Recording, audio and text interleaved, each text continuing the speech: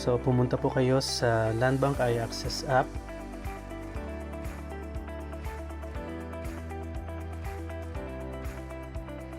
Ayan. Tapos Pay Now.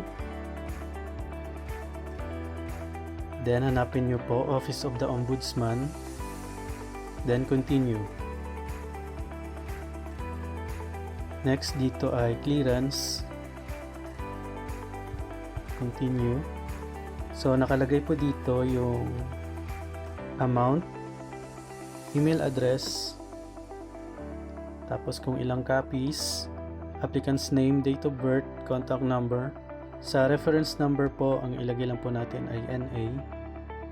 So payment mode, Landbank. And that's it, yung card number nyo po. Then lagay nyo lang yan. Click certify and then continue.